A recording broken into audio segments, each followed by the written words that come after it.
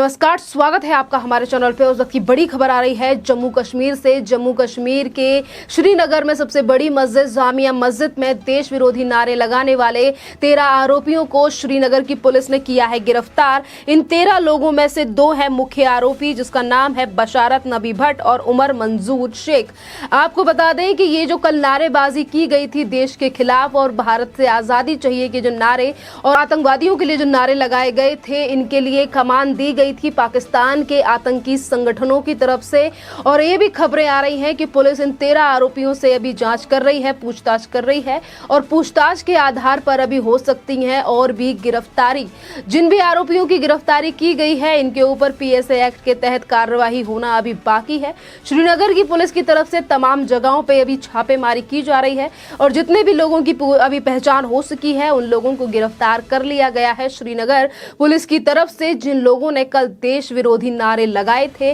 जाकिर मूसा जैसे आतंकवादियों के जयकारे के नारे लगाए थे और उसके साथ ही अल्लाहू अकबर, भारत से चाहिए की आजादी के नारे इन लोगों के द्वारा लगाए गए थे। अभी और भी गिरफ्तारी होना बाकी है और ये भी चीजें निकलकर अभी सामने आएंगी कि आतंकवादी संगठनों के अलावा और कौन लोग शामिल थे जिन्होंने इन नारे लगाने में इन लोगों की मदद की और कहां से ये लोग आए थे और आखिरकार इनका प्लान क्या है इन नारों के पीछे। क्योंकि इसी तरीके के नारे 1990 में कश्मीरी पंडितों को उनके घर छोड़ने के लिए घर से बाहर निकालने से पहले भी ये वाले नारे लगाए गए थे, जो कि कल देखने के लिए मिले हमें श्रीनगर की जामिया मस्जिद में, जिसे काफी समय के बाद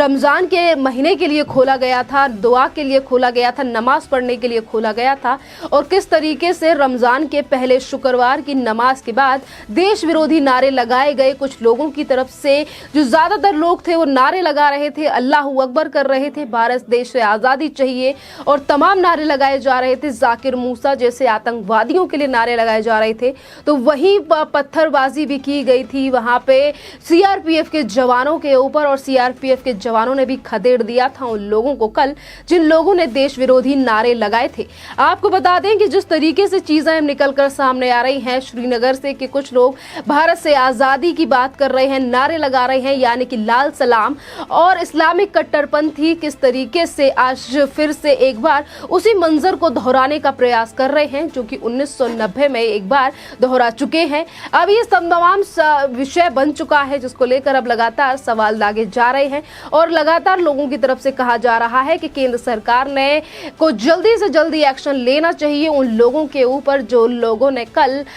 श्रीनगर की जामिया मस्जिद में इस तरीके से नारे लगाए हैं। आपको बता दें कि अगर पत्थरबाजी की घटना की बात करें तो जिस तरीके से श्रीनगर या जम्मू कश्मीर में जो कुछ कट्टरपंथी लोग हैं, ये जब पत्थरबाजी करते हैं सीआरपीएफ के जवानों के ऊपर, ये पिछले 2-3 सालों से पूरी तरीके से बंद थी जब से धारा 370 को घाटी से हटाया गया है। धारा 370 और 35A को मोदी सरकार ने 5 अगस्त 2019 को हटा दिया था और उसके बाद ही नेहरूवाद की जिस तरीके से कश्मीर को एक अलग ही अभिन्न बंग बना के रखा था, उन चीजों को भी समाप्त कर दिया था मोदी सरकार ने 2019 5 अगस्त को। उसके बाद ये पत्थरबाजी की घटना कभी भी हमें देखने के लिए नहीं मिली जम्मू कश्मीर में और इस बात को श्रीनगर की पुलिस ने भी स्वीकारा है कि धारा 370 हटने के बाद कभी भी ऐसी घटना जम्मू कश्मीर में देखने के लिए नहीं मिली कि कोई सीआरपीएफ के जवानों पर या फिर हमारे जो सुरक्षा बल हैं उनके ऊपर किसी ने पत्थर चलाए हों। पर एक बार फिर से इन्हीं चीजों को, इन्हीं साजिशों को दोहराने की कोशिश की गई है कुछ कट्टरपंथियों की तरफ से, जिनके ऊपर अब जो प्रशासन है वो सख्त हो चुका है जम्मू कश्मीर का। और यही बड़ा कारण है कि तमाम, यानी कि ये जो मास्टरमाइंड है, मुख्य आरोपी हैं, जिनकी आज गिरफ्तारी 13 लोगों के साथ हुई है, जिसमें बशारत नबी भट्ट और उमर मंजूर शेख जैसे लोग हैं, इन लोगों की गिरफ्तारी कर ली गई है। और पुलिस की जब कार्यवाही आगे बढ़ेगी तो पता भी चलेगा कि आखिरकार कौन से वो आका हैं इनके जिनकी वजह से आज ये नारेबाजी कर रहे थे कल मस्जिद में, जहां पर रमजान के पाक महीने को लेकर किस तरीके से वहां पर 25 से 26 हजार लोगों की भीड़ उमड़ी हुई थी कल नमाज के लिए और कैसे कुछ लोगों ने भारत विरोधी, देश विरोधी नारे लगाए और आजादी की बात को फिर से एक बार उठाने की कोशिश की जिस तरीके से नारे 1990 में लगे थे। यानी कि द कश्मीर फाइल्स में जिन चीजों को दिखाया गया है उसी के आधार पर अगर हम देखें तो उन चीजों को फिर से एक बार दोहराने की कोशिश की गई है जैसा कि 1990 में हमने देखा था। पर आज उन चीजों को लेकर जो सरकार है और जो प्रशासन है वो पूरी पूरी तरीके से सख्त है। अगर कुछ लोग जो हैं यानी कि जिस तरीके से जो इस्लामिक कट्टरपंथी हैं वो इस तरीके की चीज़ों को करने के लिए सोच रहे हैं और अल्लाहू अकबर और मूसा जाकिर जैसे और आज़ादी के नारे जो लगाए जा रहे थे, अल्लाहू अकबर के जो नारे लगाए जा रहे थे और जवानों के ऊपर जो कल पत्थर बरसाए गए हैं, इन सभी चीज़ों को मद्देनजर रखते हुए आज श्रीनगर की पुलिस रात से ही एक्शन में है। रात भी एक व्यक्ति की गिरफ्तारी की गई थी इस पूरे मामले को लेकर और आज 13 लोगों को गिरफ्तार कर लिया गया है और इनके ऊपर इस तरीके की धाराएं भी लगाई गई हैं और इसके साथ पीएसए एक्ट के तहत भी इनके ऊपर कार्यवाही होना बाकी है। आपको बता दें कि जिस तरीके से शुक्रवार की नमाज के बाद जामिया मस्जिद में ये अल्लाहू अकबर और भारत से आजादी के नारे लगाए गए, देश विरोधी नारे लगाए गए,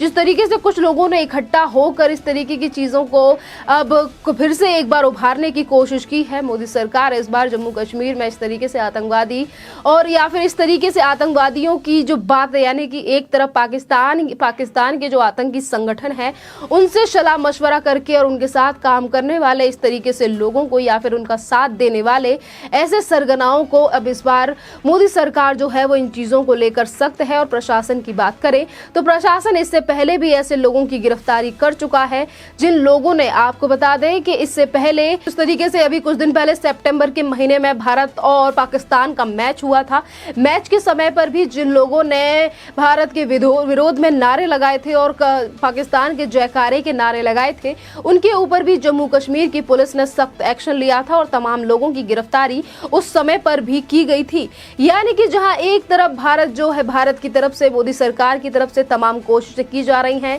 घाटी में समान चीजें देने की, समानता लाने की और हमेशा शांति व्यवस्था कायम करने के लिए, पर कुछ ऐसे लोग हैं जो इस शांति को बिल्कुल भी पसंद नहीं कर रहे हैं और वो फिर से एक बार इस तरीके की चीजें और वो खून खराबा करने की बात सोच रहे हैं। जैसा कि 1990 में कश्मीरी हिंदुओं के साथ हुआ, किस तरीके से उनका जेनोसाइड हुआ और उनका घर छोड़ने के लिए उनको ही मजबूर किया गया। पर आज प्रशासन पूरी तरीके से सख्त है और आज जो लोग इस वीडियो को देखकर अपनी टिप्पणियां और जो आक्रोश लोगों का सोशल मीडिया पर दिख रहा है उसमें भी लोगों का यही कहना है कि केंद्र सरकार को जल्दी से जल्दी इन पर एक और बड़ी कार्रवाई करनी चाहिए कि देश विरोधी नारे लगाने से पहले इन जैसे लोगों को कई बार सोचना चाहिए कि कैसे ये इतनी आसानी से मस्जिद में खड़े होकर देश विरोधी नारे लगा सकते हैं। जहां एक तरफ देश विरोधी नारे तो वहीं दूसरी तरफ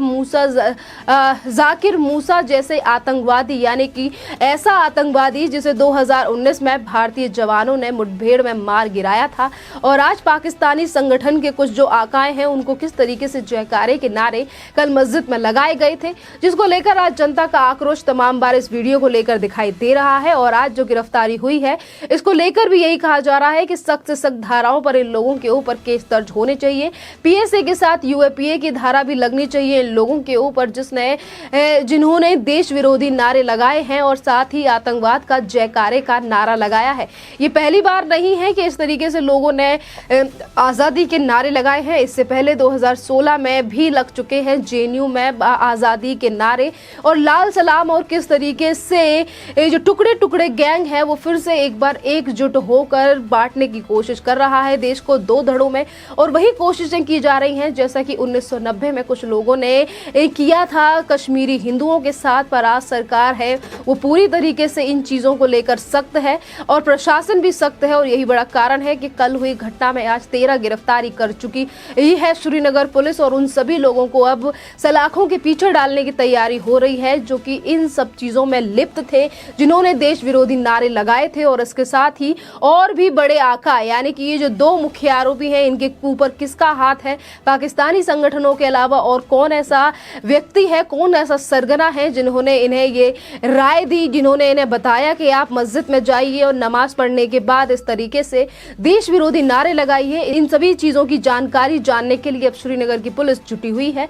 अब देखना अहम ये होगा कि पुलिस के हाथ कितने और बड़े सबूत लगते हैं इस पूरे मामले को लेकर और पाकिस्तानी आतंकी संगठनों के अलावा और कौन से वो सरगना है जिन्होंने भारत विरोधी ये जो नारे लगवाए हैं और आखिरकार इनकी क्या मंशा थी इस नारों को लगाने के पीछे। इस टॉपिक के पर आपका क्या कहना है, आप हमें कमेंट करके जरूर बताइए। धन्यवाद।